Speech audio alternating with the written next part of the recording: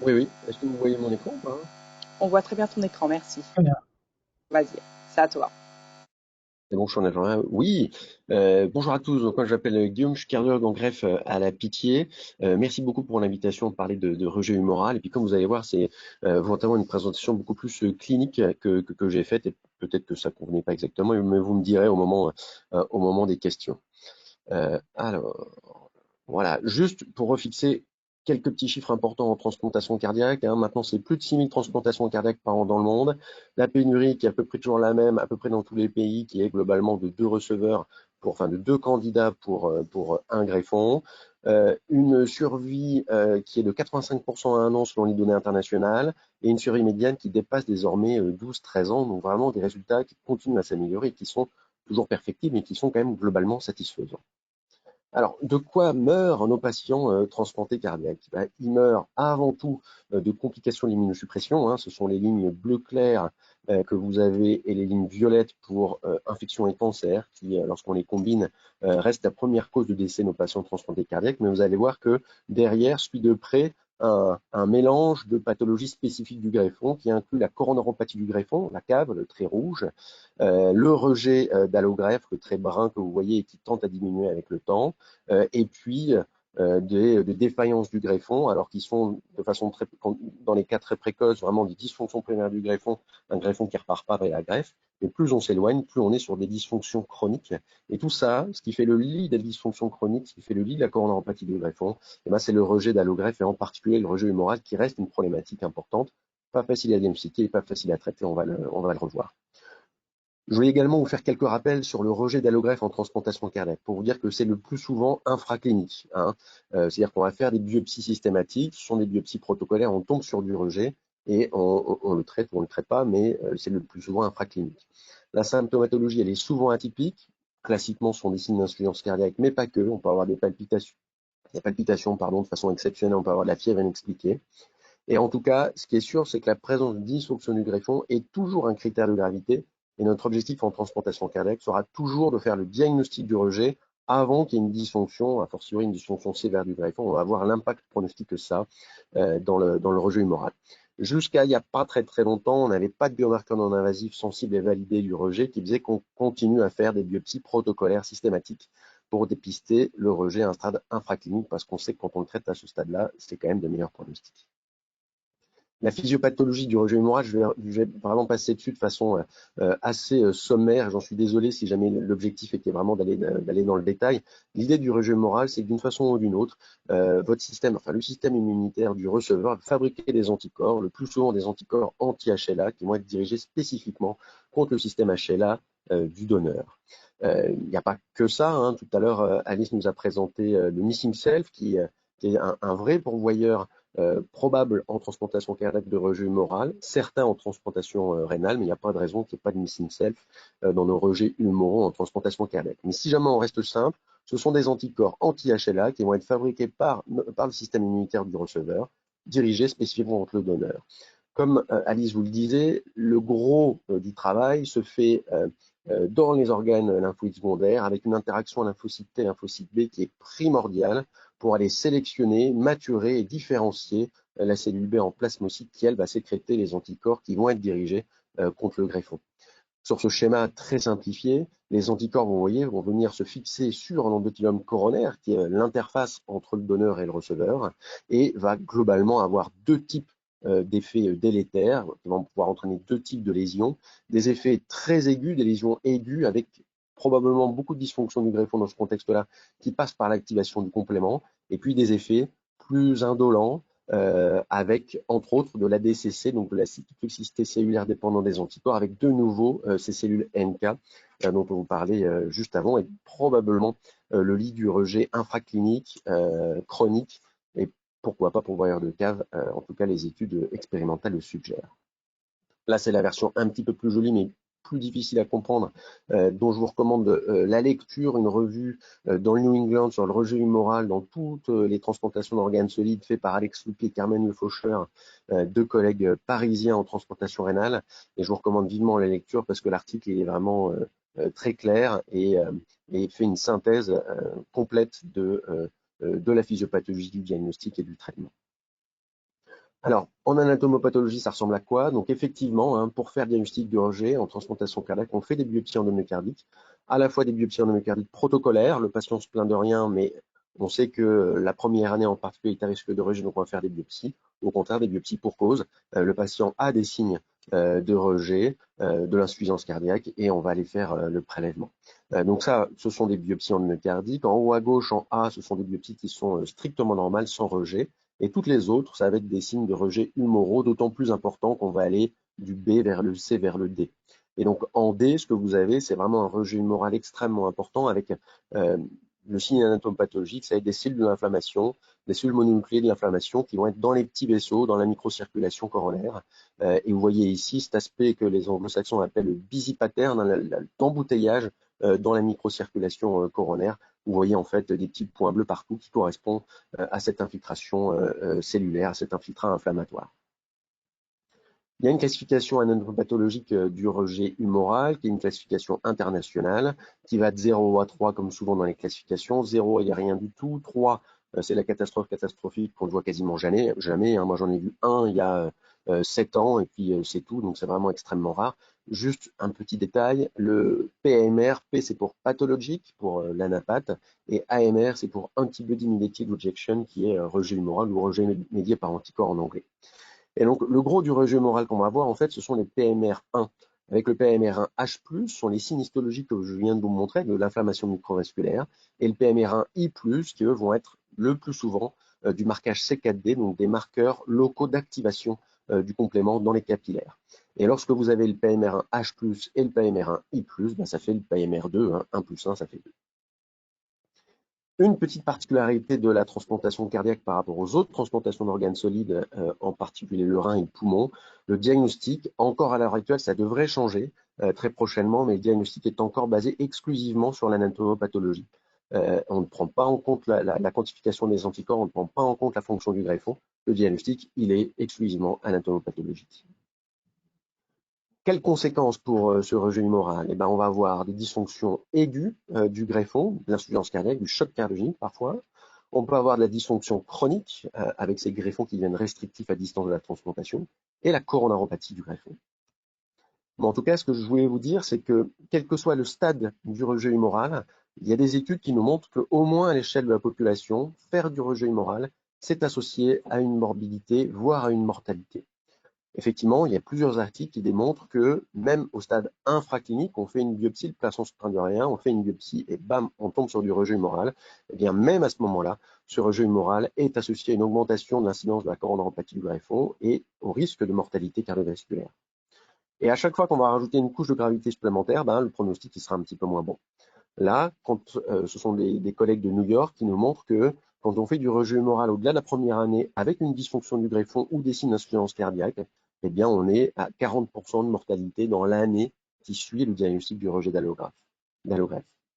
Et alors, la catastrophe catastrophique qu'on avait pu rapporter il y a quelques années, ce sont les patients qui arrivent en choc cardiogénique sur leur rejet humoral. Ici, c'était 17 patients qu'on suivait à la Pitié. Sur ces 17 patients, il y en a 11 qui étaient sous ECMO au moment du diagnostic du rejet humoral et 6 de plus sous dobutamine. Ben, vous voyez que le pronostic il est effectivement effroyable et que le but de notre suivi, eh ben, c'est de diagnostiquer le rejet avant qu'on soit à ce stade-là parce que sinon, on se heurte à des mortalités qui sont extrêmement importantes. Et toute la difficulté dans notre traitement, vous allez voir, donc on a dit que le diagnostic n'était pas forcément facile, et le traitement n'est pas forcément facile non plus, ne serait-ce qu'en termes de stratégie, parce que on n'a pas un gros niveau de preuve de ce qu'on fait au niveau du traitement du rejet humoral en transplantation cardiaque, c'est le moins qu'on puisse dire. Ce qui est sûr, c'est qu'on sait, comme je disais en introduction, que le fait d'avoir des anticorps dirigés contre le greffon, a fortiori s'il y a du rejet humoral, ça fait le lit des lésions aiguës et chroniques du greffon, qui entraînent perte de greffon et décès du patient. Ce qu'on sait un petit peu moins bien, c'est à quel point nos médicaments sont efficaces pour éviter l'apparition de ces lésions aiguës et chroniques quand il y a du rejet humoral. Et clairement, ce qu'on ne sait pas du tout, si jamais notre traitement du rejet humoral améliore le pronostic du patient. Par contre, ce que l'on sait, c'est que les traitements qu'on va utiliser dans le rejet humoral sont des traitements immunosuppresseurs assez puissants, à risque d'effets secondaires et en particulier de complications infectieuses qui elles-mêmes peuvent entraîner le décès du patient. Donc on est vraiment à évaluer le rapport bénéfice-risque à chaque fois qu'on se pose la question de traiter du rejet humoral. Diapositive de la revue du New England dont je vous parlais, où on a l'impression que de très nombreux traitements peuvent être efficaces dans ce traitement du rejet humoral, mais au final, en pratique, on l'utilise très peu. Et globalement, on va avoir trois grandes stratégies possibles pour le traitement du rejet humoral. D'essayer de faire baisser immédiatement et le plus souvent transitoirement les anticorps, et ça, par exemple, ce sont les échanges plasmatiques qui vont être réalisés en urgence. On peut avoir également comme objectif d'essayer de baisser la production des anticorps et donc là, ça va être de détruire certaines cellules de l'immunité, ou on peut éventuellement essayer de bloquer les effets délétères de ces anticorps, et en particulier avec le blocage du complément qui quand même tente à se développer, on va dire, même si jamais l'utilisation des inhibiteurs de complément en transplantation cardiaque reste assez limitée. Quelques diapositives extrêmement dépressives pour faire une tentative de revue de la littérature sur des études qui nous montrent l'intérêt du traitement du rejet humoral et en tout cas l'intérêt de certaines thérapeutiques. Globalement, il n'y a pas d'essai contrôlé en transplantation cardiaque sur le traitement du rejet humoral. Il y a eu il y a quelques années une tentative qui s'est arrêtée de façon prématurée faute d'inclusion. Et donc globalement, même les échanges plasmatiques, même le rituximab qu'on utilise de façon quand même très régulière dans le traitement de ces rejets, ont un niveau de preuve qui est extrêmement faible en transplantation cardiaque. Vous voyez ici, pas de groupe contrôle. Quand il y a un groupe contrôle, c'est pour comparer à l'historique, le avant-après, qui n'est jamais une bonne stratégie pour comparer l'efficacité du traitement. C'est la même chose pour le bortezomib ou pour d'autres médicaments. Et donc, du coup, on se heurte à des risques de biais de publication qui sont extrêmement majeurs. Ça ne veut pas dire qu'il ne faut pas traiter ces patients-là, mais ça veut dire que le niveau de preuve que l'on a pour utiliser nos médicaments est quand même relativement faible. Et il faut en être conscient quand on traite des patients, en particulier les patients qui sont pas encore symptomatiques. Et là, je vous disais, il y a quelques données sur l'inhibiteur du complément, mais on reste encore au niveau très limité. Et autre point que je voulais aborder avec vous, c'est que, je reprends cette diapositive, mais les seules études publiées sur l'efficacité de traitement, ce sont des rejets symptomatiques, hein, c'est avec de la dysfonction du greffon ou du choc cardiogénique, jamais de rejet infraclinique, d'études sur du rejet infraclinique, ça c'est important à savoir. Et donc, du coup, étant donné que le diagnostic il est exclusivement anatomopathologique et qu'il y a une forte variabilité dans le diagnostic anapath entre anatomopathologistes, étant donné qu'il n'y a pas de traitement absolument parfait ou en tout cas recommandé avec un fort niveau de preuve, eh bien, il y a une forte variabilité de pratique entre les centres. J'en veux pour preuve le classique du rejet, celui qu'on a le plus souvent, c'est du rejet PMR1, donc par exemple les signes histologiques dont je vous parlais tout à l'heure, avec des DSA, c'est-à-dire avec des anticorps anti-HLA dirigés contre le greffon, et EF normal, c'est-à-dire pas de dysfonction du greffon, la fraction de dysfonction est normale. Ça, c'est vraiment le gros du rejet que l'on a. Et bien, vous voyez que la variabilité de pratique entre les centres, elle est majeure parce que presque un centre sur deux va traiter quand un centre sur deux ne va pas traiter ce rejet humoral. Alors, fort heureusement, on a quand même quelques recommandations pour nous aider. Les recommandations vont être relativement peu précises et laisser une large place à la pratique du clinicien. Mais globalement, le traitement de première intention, si jamais il y a une dysfonction du greffon, c'est un traitement urgent qui va reposer sur les échanges plasmatiques, les fortes doses d'immunoglobulines polyvalentes, les fortes doses de corticoïdes et éventuellement aller un petit peu plus loin. Donc ça, c'est les recommandations 2011. Vous avez la mise à jour un petit peu plus tardive, mais qui ne nous donne pas beaucoup plus d'indications en plus du traitement d'urgence.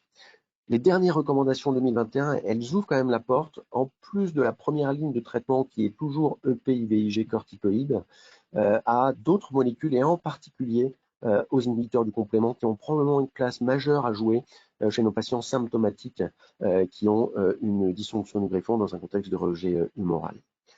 Je vous présente ici notre protocole local à la Pitié qui est de traiter de façon systématique les rejets humoraux, même infracliniques, surtout si jamais il y a du DSA. C'est vrai que si jamais il n'y a pas d'anticorps, on aura un petit peu plus de mal à le traiter.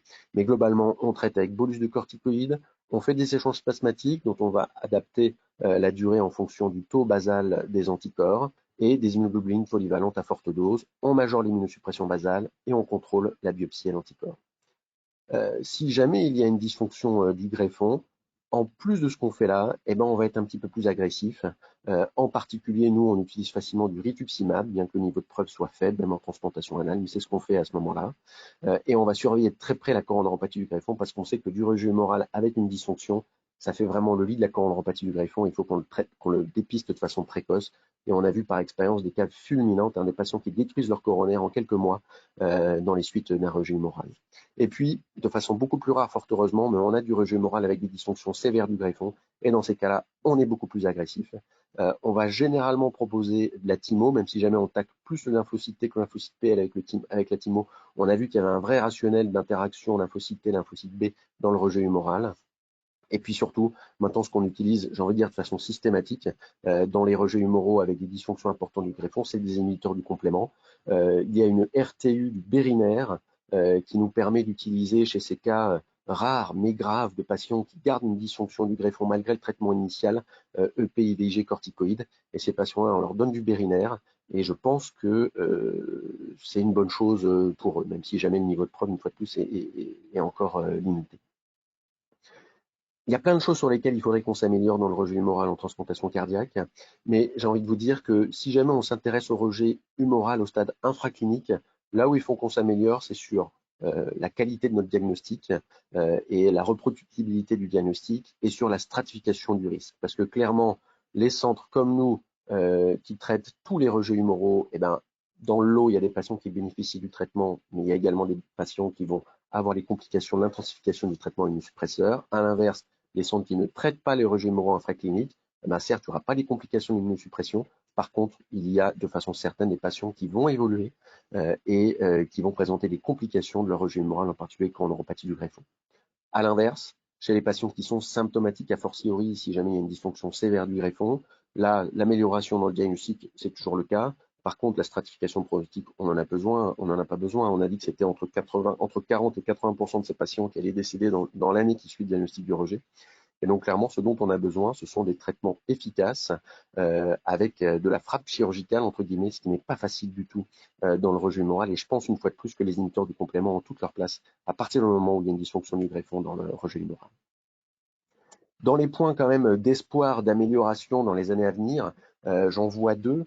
J'en vois un premier sur notre capacité à mieux dépister le rejet d'une façon générale et encore plus le rejet humoral avec l'ADN libre circulant en provenance du donneur, qui est probablement un très bon marqueur de rejet d'allogreffe à un stade infraclinique pour nous éviter de faire des biopsies protocolaires. Le cell-free, donc cet ADN libre circulant en provenance du donneur, il y a déjà un bon niveau de preuve en transplantation cardiaque. On est en train d'essayer de monter de façon multicentrique, un essai interventionnel sur toute la France et ce serait super. Vous voyez que dans notre expérience à la Pitié, nos rejets humoraux ont toujours de l'ADN circulant, ont toujours du cell-free qui est élevé. Et donc ça, vraiment, on n'a pas de rejet humoral sans cell-free. Dans 100% de rejets humoraux avaient du cell-free qui était élevé, voire très très élevé. Et donc ça, c'est rassurant pour le dépistage, en particulier des patients qui auraient du DSA un peu haut tout le temps. Et bien vraiment, le cell-free, c'est un très bon marqueur, on a l'impression. Et puis, l'amélioration également dans le diagnostic du rejet humoral, ça commence à venir. Il y a plusieurs équipes et il y a également la nôtre qui travaille sur du diagnostic moléculaire du rejet. Donc, on va aller séquencer des transcrits d'intérêt sur des biopsies. Nous, on a une technique qui nous permet d'utiliser des biopsies fixées en paraffine. Donc, on fait de l'analyse d'expression différentielle de transcrits d'intérêt. Et puis, surtout, on a, voilà, donc là, notre référent 7, ça fait maintenant 610 biopsies que l'on a maintenant, qui nous permet, pour chaque nouveau cas qui nous pose problème, en particulier des cas assez récurrents de rejet à biopsie négative, c'est-à-dire les patients qui ont des dysfonctions du greffon, qui pourtant ont une biopsie qui est strictement normale, et ben on les passe en biologie moléculaire pour nous aider à voir si jamais c'est plutôt du rejet humoral, plutôt du rejet cellulaire ou plutôt une biopsie normale du point de vue moléculaire. Voilà. Donc en conclusion, le rejet humoral, c'est une pathologie qui reste fréquente après transplantation cardiaque, qui est associée à un pronostic qui est pas bon. D'un point de vue des docteurs, il faut qu'on s'améliore à peu près à toutes les étapes du diagnostic, à la stratification pronostique et au traitement du patient. Il y a beaucoup de problématiques communes avec les autres rejets humoraux en transplantation d'organes solides, mais il y a des spécificités en transplantation cardiaque, comme par exemple la lourdeur et la gravité du rejet humoral avec dysfonction sévère du greffon.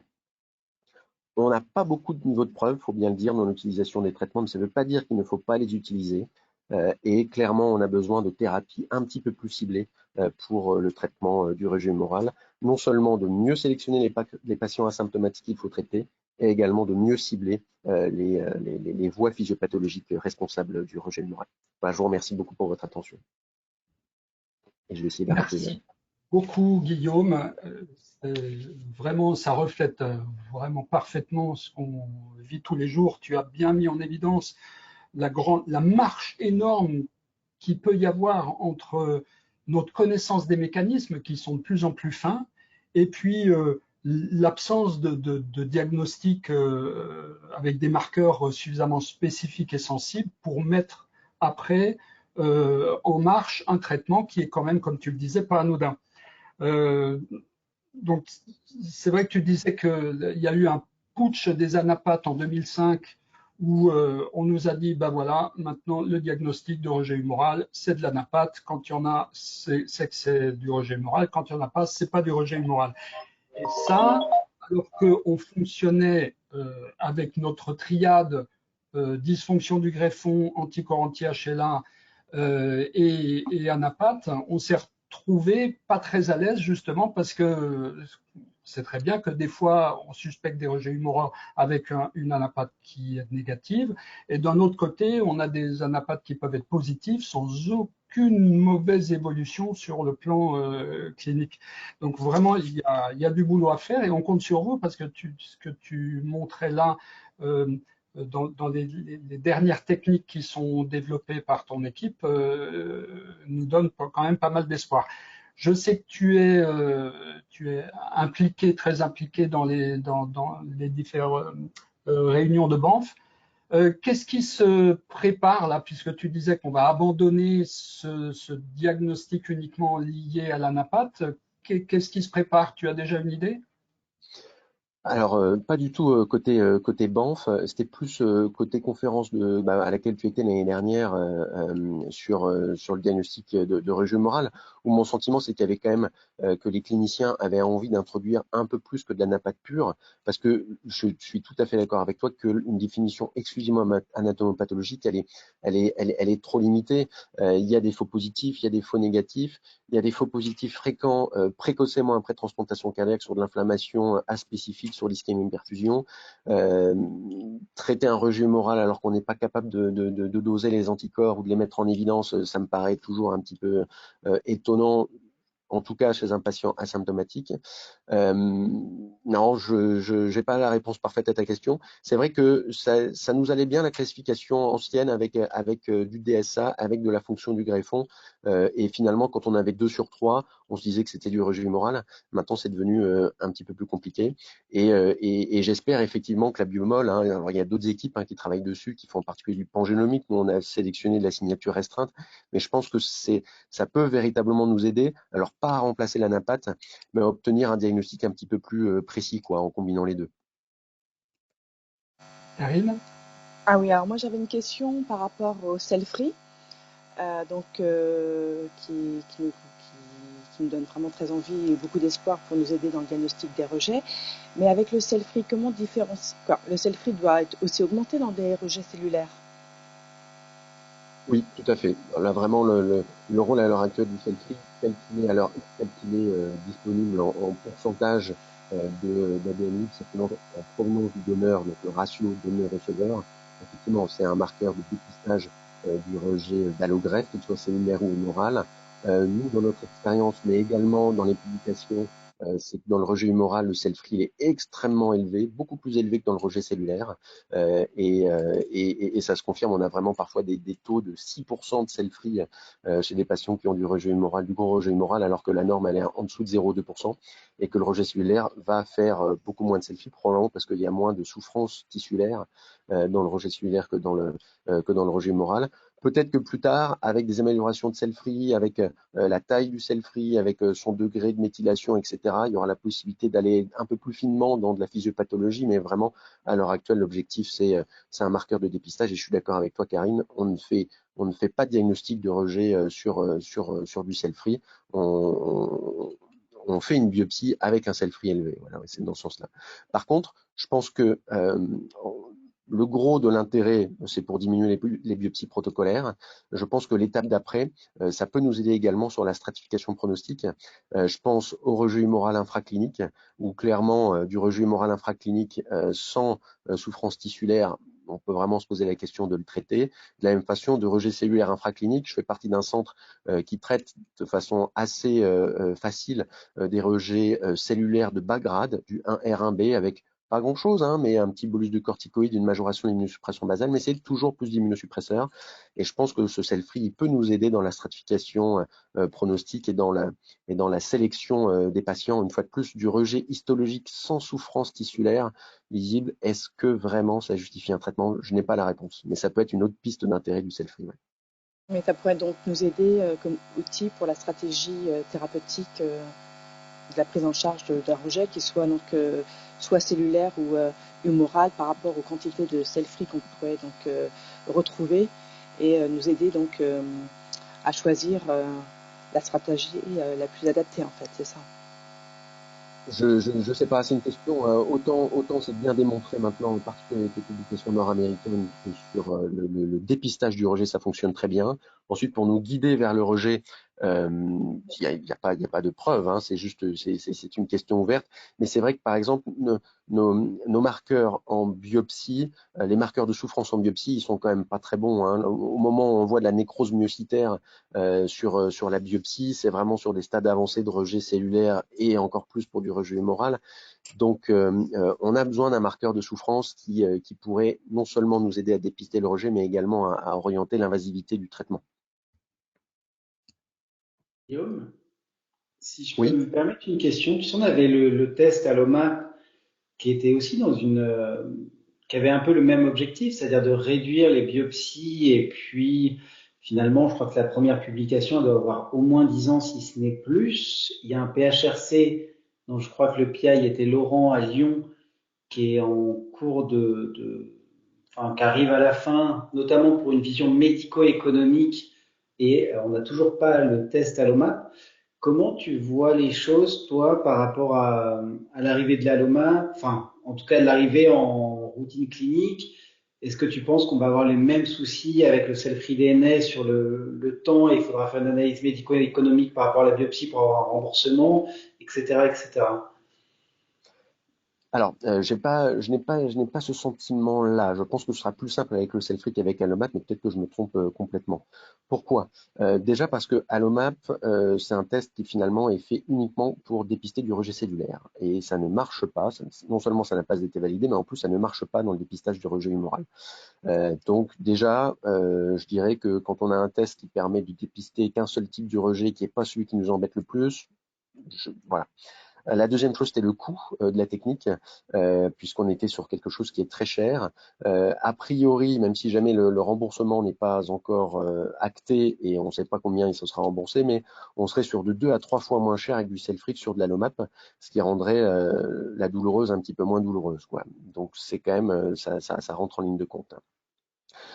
Analyse médico-économique, pourquoi pas, mais ce que j'ai cru comprendre, et là Eric pourrait en parler mieux que moi, et de Strasbourg et éventuellement également de Lyon, je crois, mais que les premières analyses médico-économiques suggèrent qu'en fait, lorsqu'on fait une biopsie en HDJ, on a l'impression de recevoir plein d'argent parce que l'HDJ ça cote, mais en fait, il y a tellement d'intervenants, c'est tellement lourd, etc., la biopsie, que finalement, l'hôpital perd de l'argent quand on fait une biopsie. Donc l'analyse médico-économique, elle pourrait être également, elle sait aller dans le bon sens.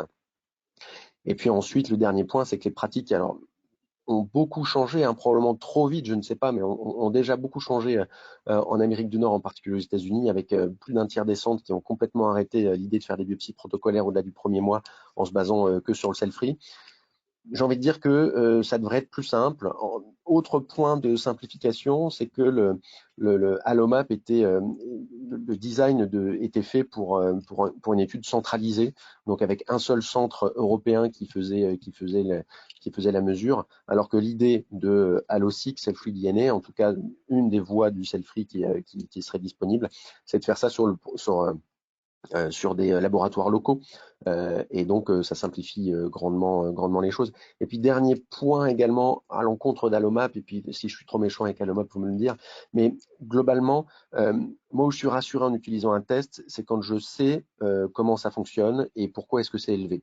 Le cell-free, je sais pourquoi ça fonctionne, je sais pourquoi c'est élevé, parce qu'il y a les cellules de mon donneur qui sont mortes et que du coup, il y a de l'ADN de mon donneur qui est dans le sang de mon receveur. Ça, c'est simple à comprendre. Allomap, c'est quand même un peu une boîte noire, c'est mon sentiment, hein. Ça a été évalué sur, c'est de l'expression génique de cellules mononucléées de l'inflammation circulante, avec tous les risques que ça implique, d'implications physiopathologiques, d'inflammation pour autre chose, etc., etc. Bon, voilà, je suis pas un gros croyant d'Allomat, mais je ne suis pas un utilisateur en dehors du protocole de Laurent, de Cupidon. Sans doute que Eric a une vision différente parce que lui, il a utilisé et a vu que ça marchait. Et sans doute qu'Eric, c'est important que tu adoucisses mon propos. Oui, bon, écoute, je crois qu'on est assez d'accord.